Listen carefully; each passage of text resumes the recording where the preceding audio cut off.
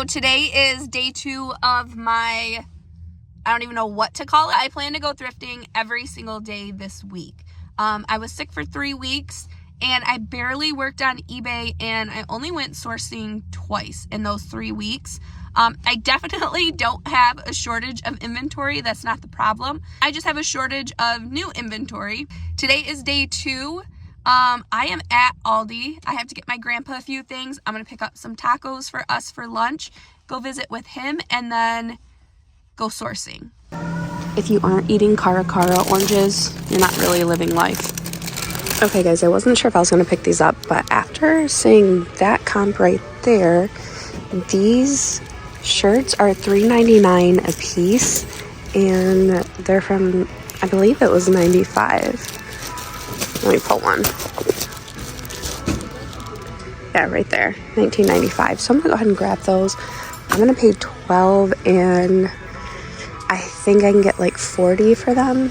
They should sell quickly, so that's the only reason I'm picking them up. Those type of items, they usually sell quick. I'm super confused by this though. Like, why do you need a pocket for your underwear, and why is this man outside in his underwear, like hiking? I always scan any new products at the thrift store, and I was really surprised when I scanned this one. I was not expecting to see sold prices that high.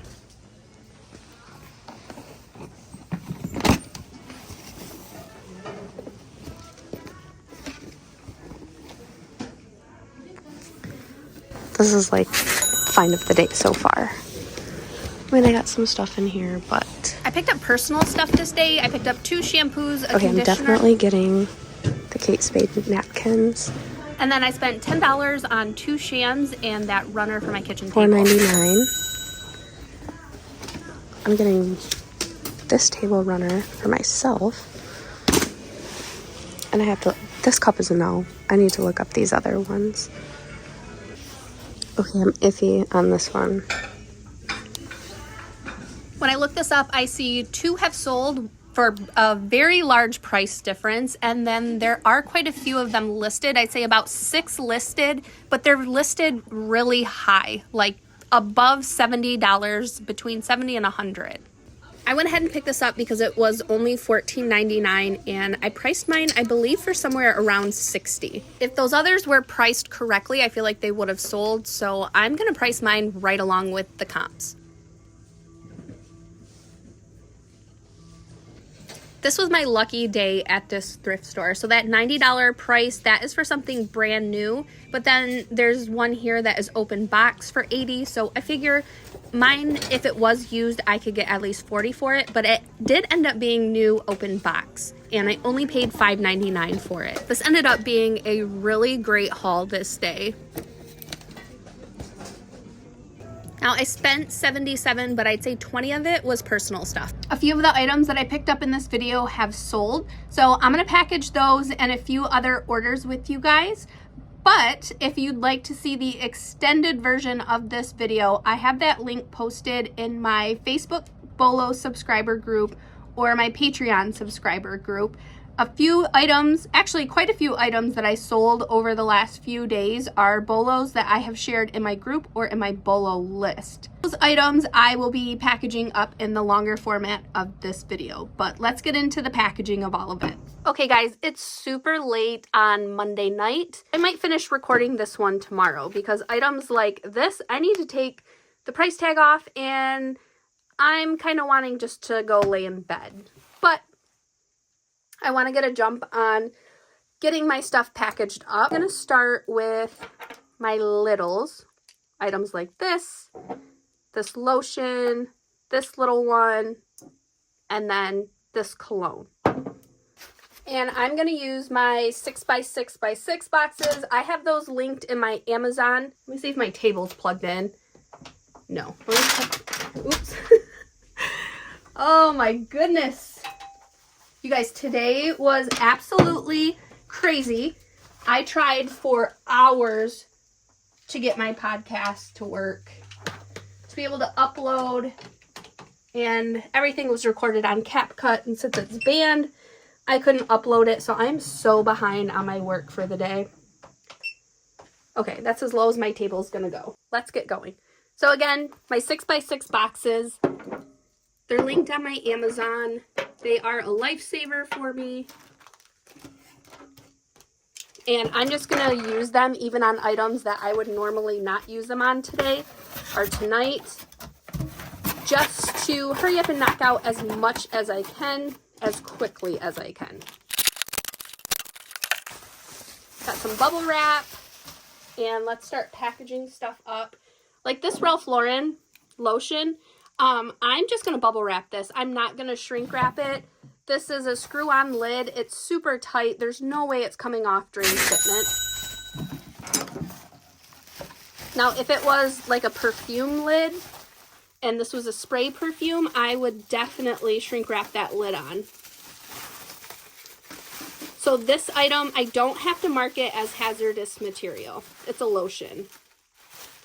And I probably only need to use about 1 square of bubble wrap, just because I am going to use the brown paper,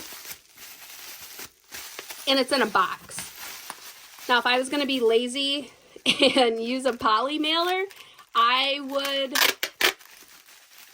probably add more bubble wrap. But since we're using a box, I don't think we need that.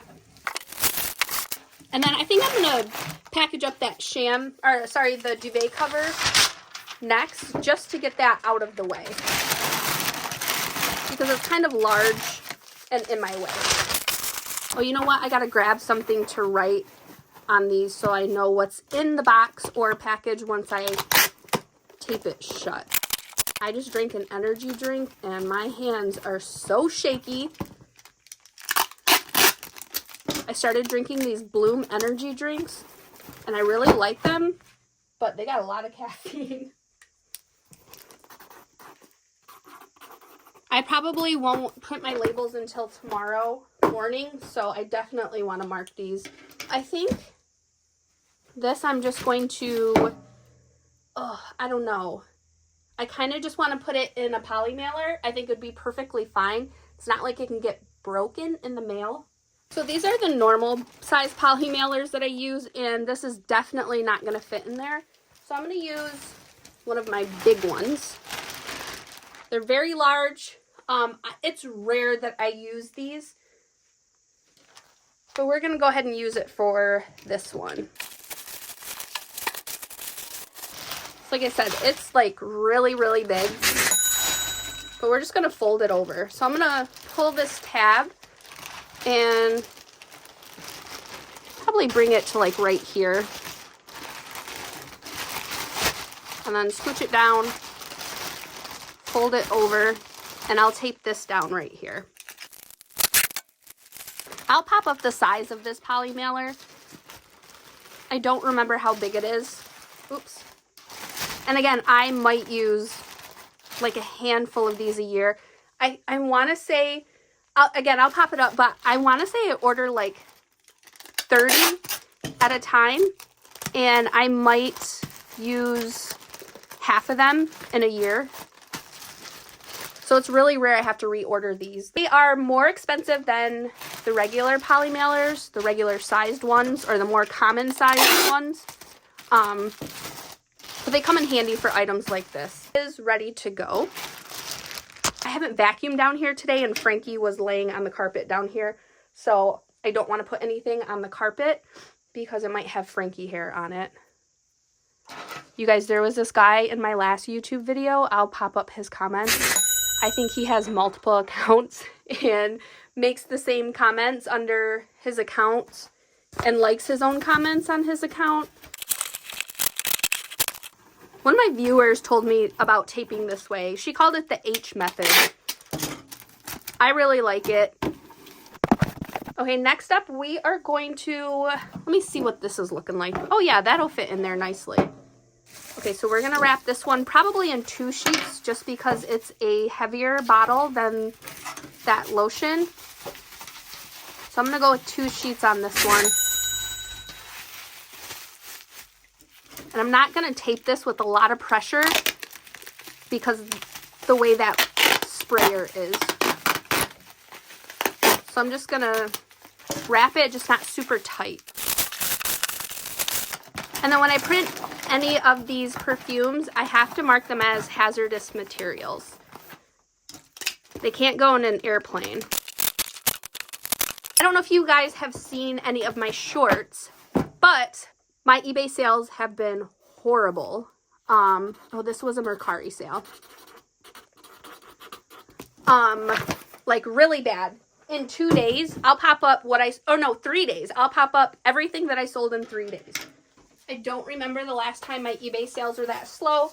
And a lot of people say, oh, it's January. That's how it is after the holidays. And I get it that it's like that for some people, but I looked at my 1099s from years past a while ago. I made a video about my slowest months, and January has never been my slowest month. Usually, February and April are my slowest months. So what I did was I went in, my promotion, I promote most of my items. I pick and choose which items I promote. Usually, if something has a higher sell-through rate, I won't promote it ever. I ended up promoting everything at 3%. Instead of being picky and picking and choosing, ooh, that was really loose. What kind of lid is this? Okay, we're gonna have to tape these lids on. These are really loose. Okay, so I ended up just promoting everything at 3%. That is my go-to percentage. And I also started a sale. So I wasn't sure if I wanted to do 15% or 20%, so I did 17%. And my sales have jumped up big time.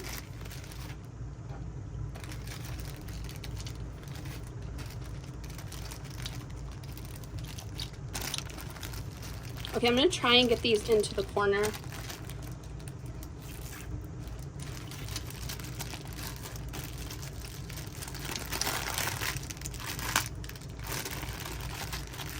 On top of the fact that I have found some really good items lately, and I listed 13 items the first day that I decided to do this. You guys, I still haven't bought new baggies. I told you guys last time I did a packing video that I hated this part of the bags. Still do, but I haven't bought any new ones. It's always more difficult when you have 2 bottles versus 1. But that's on there nice and secure. Those lids should not be able to move. So I have found really good items lately. A couple of the items that I sold within hours, or 24 hours, or 48 hours. Always helps. But running that sale and promoting my items has made a huge difference for me. Made a video on this, and Surfs Up Finds, he is another content creator that makes reselling videos.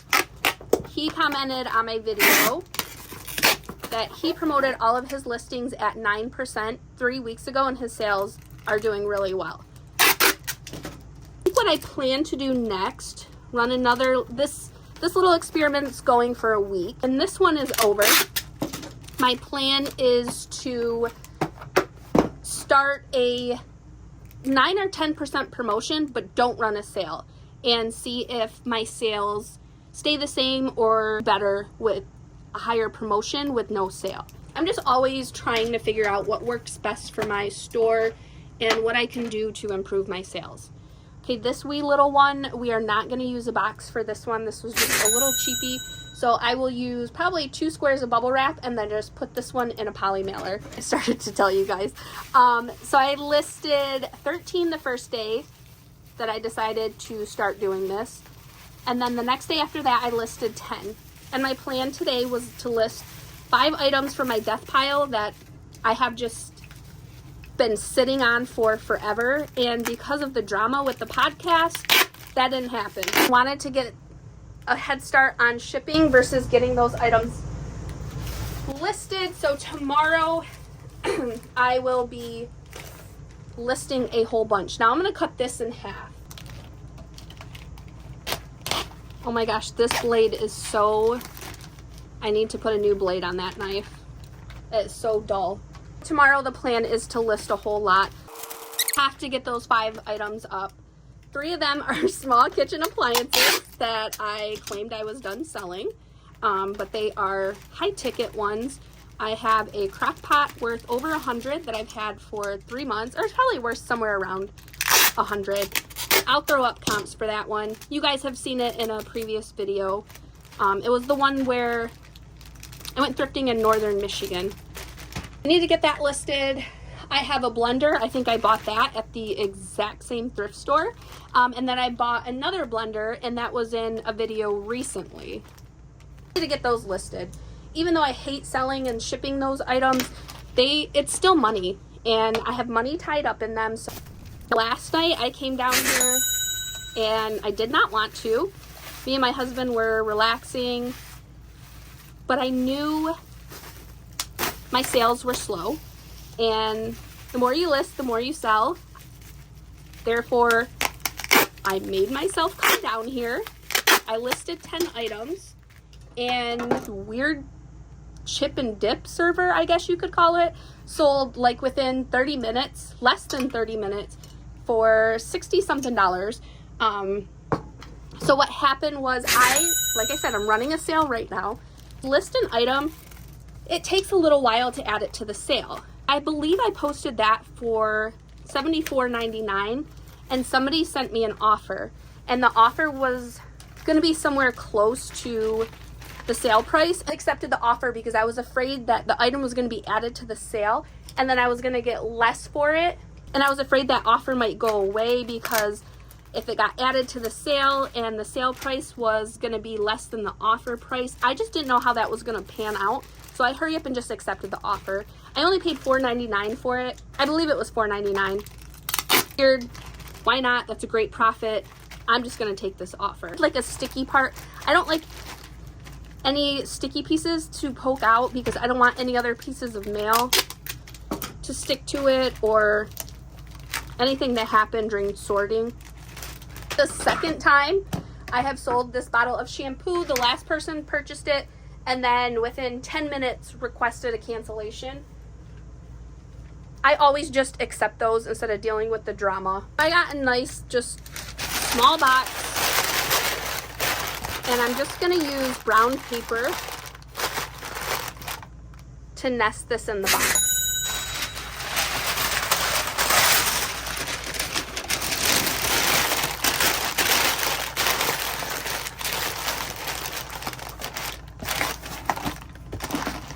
And this is a recycled box. I have family and friends who save their boxes for me, and it saves me so much money. And again, this one, I'm not gonna mark as hazardous material. Now this little bonnet, I bought this at an estate sale. This was like really early in my YouTube. There's like a pedicure thing in the thumbnail, and I can't remember what the title is, but that was like one of my most favorite estate sales ever. It was an off-location estate sale. I'll link this video in the description. If you guys haven't seen it, it's a really good one.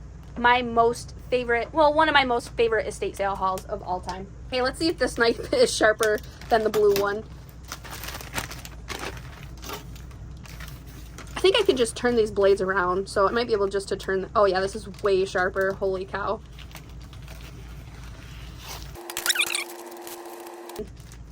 And that one, I'm not going to do anything to it. It's just going in a poly mailer. In my videos, whenever people see original price tags on stuff, they ask if I take them off. I do take off the thrift store price tags, but if something is vintage and it has the original price tag on it, I don't pick it off. Usually items like that could be going to a collector, and it's in my pictures. So if somebody sees that in the pictures, they know it's going to be on there. But I like to leave original price tags on. Let's get these 3 packaged up. These will be hazardous material. It says right down there that they're flammable, so these cannot go in an airplane. I'm just going to put some brown paper in the bottom, and then I think I might, I don't know if I want to wrap these in bubble wrap. I mean, maybe I should. Maybe just one little square like that. I really don't feel like they need bubble wrap, but maybe just because of that plastic lid and how cold it's going to be, a little bubble wrap will help. And then I'll use the brown paper so that they don't move around and to secure that bubble wrap a little bit better. Roll, but now all I have to do is put some brown paper right here to, actually I might fold up some bubble wrap too. So I'm gonna fold up a couple squares of bubble wrap, lay them on top of this, and then put brown paper.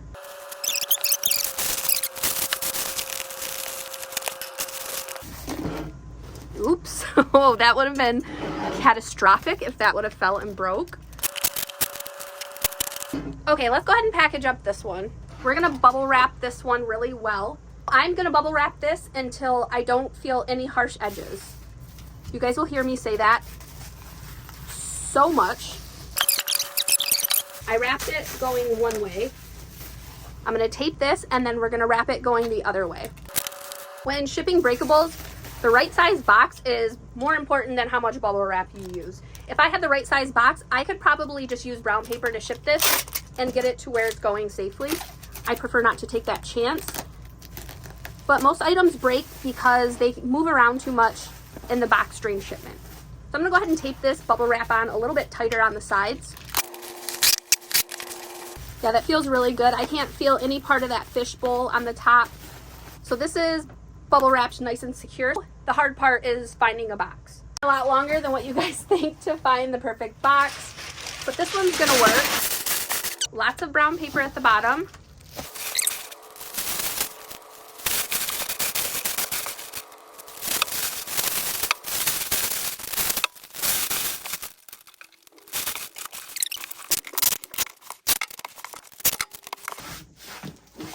Okay, this one is good to go. So it's negative 20 degrees outside today. Like, they canceled school at like 6 p.m. yesterday because it is frigid outside. I felt bad scheduling a pickup. Half the time my pickups don't even get picked up anyway, and I figured there was no way that they were gonna pick my items up today. I did not plan to leave the house, but my daughter has an appointment to get, she just got contacts, so we have to go have a follow-up appointment. So I decided that I was gonna take all of these packages myself. Just an update on the podcast. When I recorded this early this morning, I did not have any of my podcast out, but I am now on Spotify, YouTube Music, YouTube, and Apple Podcast. I will link all of them in the description of this video. I'm really hoping I can get 2 out for you guys. 2 is still the plan. I put out 1 today, and I will have another one out tomorrow, but normally I will be Mondays only. But thank you guys so much for all of your support. I appreciate it more than you will ever know. And hopefully you guys will hear from me in a couple of days or tomorrow or later today on my podcast. I will put out all the information as soon as the first one is uploaded and put out. As of right now, I think I'm just gonna be on Apple, Google, and Spotify. And then obviously YouTube. Put out all the information on all of my social medias as soon as I have something uploaded for you guys. Thank you so much for your patience, and hopefully you guys will hear or see me very soon.